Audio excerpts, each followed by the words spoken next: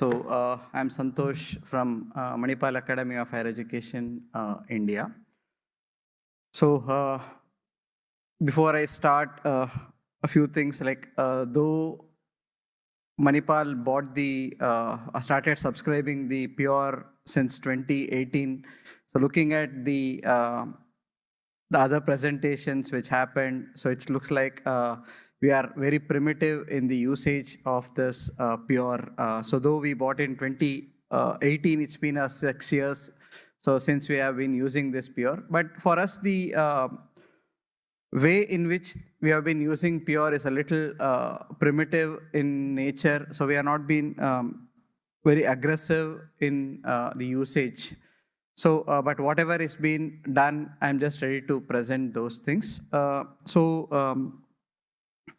A few things. Manipal Academy of Higher Education is one of the institution of eminence in India. The government of India recognizes 6 universities as institution of eminence. Three public universities and 2 private universities and 1 greenfield university. So we are one of the private self-financed university to get a recognition of institution of eminence. As you know, the India is a very vast country, highly populated. So it's also clear with all the other numbers. So we are a nation with 1,000 plus universities and close to 42,000 colleges and 11,000 standalone institutions. So though these numbers looks very big, if you look at the HEI density, means the number of higher educational institutions which are there for a lakh population, it's still just 30. Means a normal institute is expected to have close to 4,000 students at any point of time. So this is the numbers which we are talking. So that's the whole thing when you talk in terms of an Indian perspective. So of these 1,000 plus universities, so all these 1,000 plus universities are not funded by government of India. So we have close to 500 universities which are self-financed universities. Means the university runs purely on the student finances.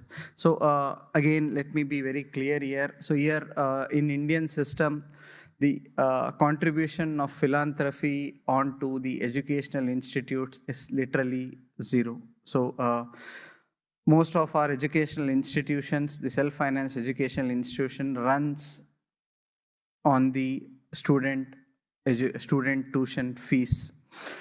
So you can just imagine what is the, how are we supposed to manage the things? Because at the end of the day, we should be judicious in terms of what we are getting or what we are giving back to the students. So Manipal Academy of Higher Education is the university which was, the institute was established in 1960. One of the first private medical colleges in India. So though we were recognized as a university in 1993, so we had 3 institutions which started in 1960s. So 2 medical colleges and 1 engineering college. So these are the 3 things which started in 1960. So we got a recognition of a university in 1993. So we have 30 plus, almost going to 30 years and since existence. So at present, MAHE has 28 institutions. So we have a multidisciplinary university. So we have institutions in all the disciplines, starting from medicine, engineering, management, hotel management, arts, humanities, social sciences, communication, pharmacy, life science, regenerative medicine. So we have all the disciplines in Manipal. So we have close to 28 institutions in Manipal. So why am I bringing this number? Why is it important to see that is 28 institutions a big number? So it's not about just having 28 institutions. See, in the Indian scenario, so what is important for us to understand is, so these 28 institutions are all governed by different regulatories. So when I'm talking in terms of a medical college, so medical college is governed by the National Medical Council. We have a pharmacy college which is governed by the Pharmacy Council of India. So we have a dental college which is governed by the Dental Council of India. So why is it important when I'm talking in terms of the pure? So these things are important because each of these regulators have a different way in which they look at the data which is coming out from an educational institute. So NMC has a different guidelines, PCI has a different guidelines, DCI has a different guidelines, AICT, that is All India Council of Technical Education, has a different guidelines. So for us as a research admins, when we are looking at a system, we need to look at, it cannot be a single system wherein I will be fetching the data in one single way. So I need to meet the requirements of all these 20 plus regulators. So that's the reason I just brought up this. So we have a university with 28 institutions. So we offer close to 300 programs in 31 disciplines. So just to say where we stand in the national this one. So we are as I told you, we are one of the 6 Institute of Eminence, so which we was declared in 2018. So out of 1,000 plus universities, being in the top 6 is something which is a great achievement, which we feel. So we are a university with 3,000 plus faculties and close to 28,000 students. So we have students from close to 52 nations. So in this 28,000, you can just see it's like we have students from 52 nations. And if you look at the Indian standings, so in our national ranking, so Manipal is at rank 7. And then the other global rankings, so we do also participate. So we are at 700 in QS and 800 in Times Higher Education, and Shanghai ranking, we are 1,000 plus.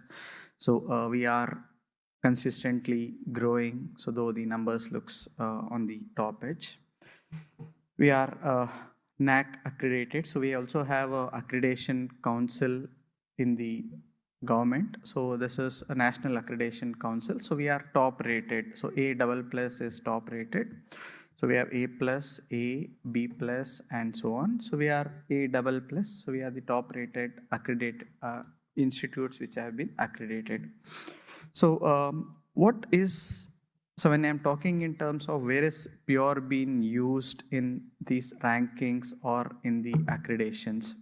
So as I told you, so we are very primitive in using pure. So the main purpose when we just bought pure or when we started subscribing pure was for having the visibility for our researchers.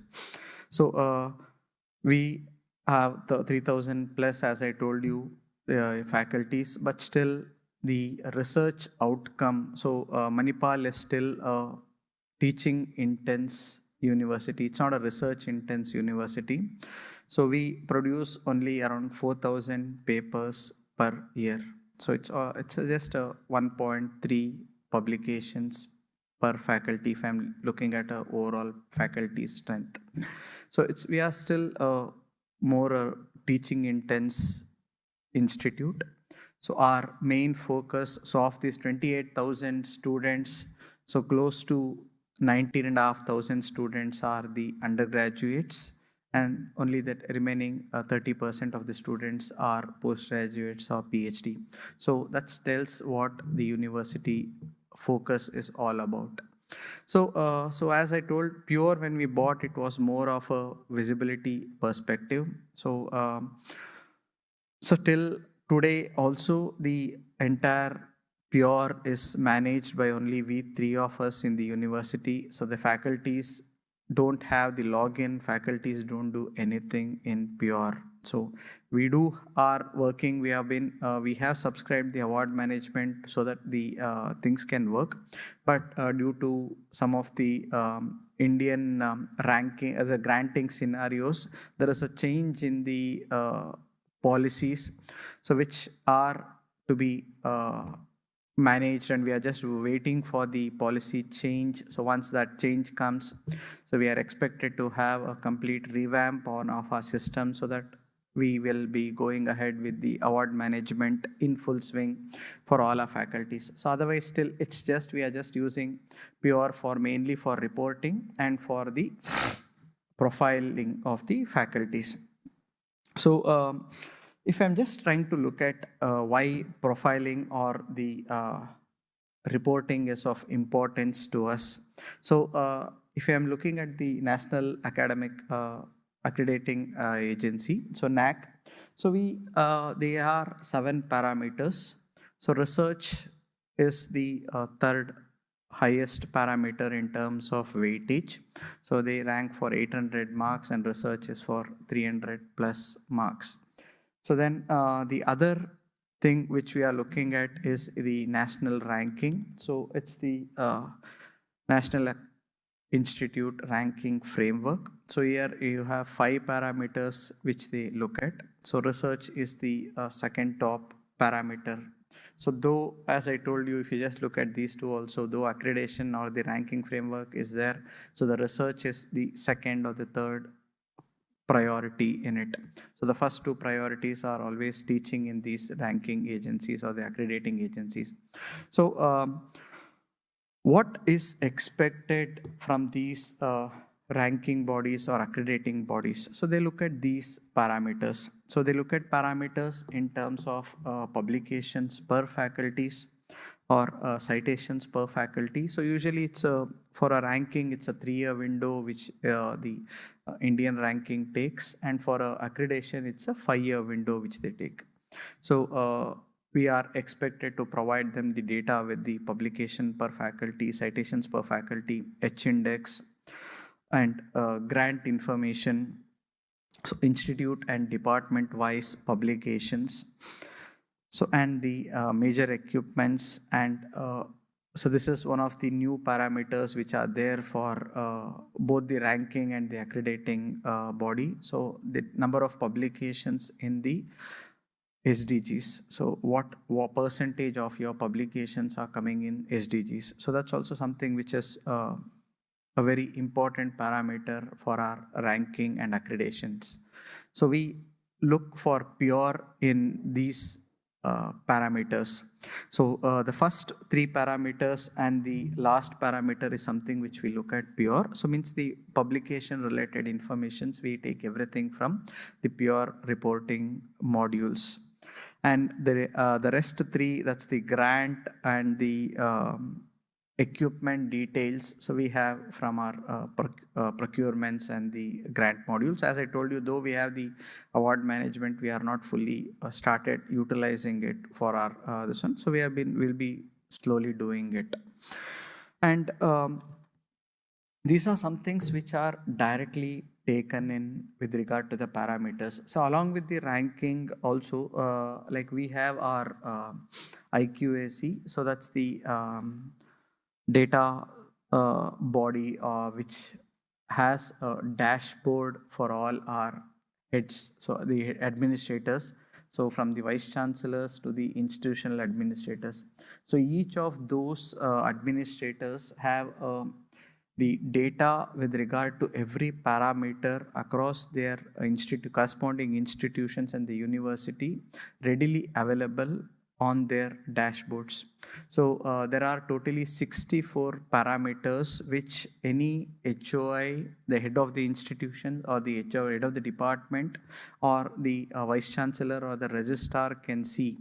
So these dashboards are designed by our in-house team, but for that the research related data is fed through the PR. For all other data we use different parameters. So there are totally 64 parameters which are updated on a day-to-day basis. So yeah, admissions and other things will not happen on a day-to-day basis, but still most of the data are dynamically fed. So there are 64 parameters which any HOI will be able to get the data which is directly available. So that's also one of the place where pure reporting is being extensively used in the university. So, and along with the tangible things, as I told you, so there are some things which are not tangible in terms of the reporting. So this is something which has been helping our faculties. So one is the perception improvement and linkages and collaborations. So as I told you, we we subscribed PR basically for this purpose. So this is our homepage, and these are things which we have the SDGs, and so as I told you, the we have all the institutions, and so there is a hierarchy model which has been clearly designed in Pure, so that it's very easy for us in terms of getting the data of all these institute-wise or the department-wise metrics.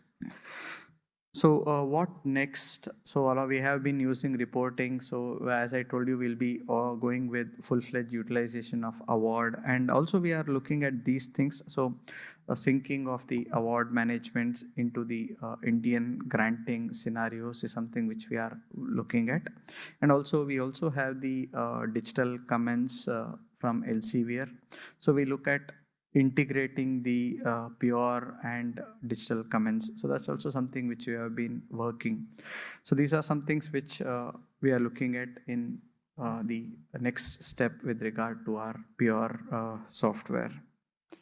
Namaste and thank you.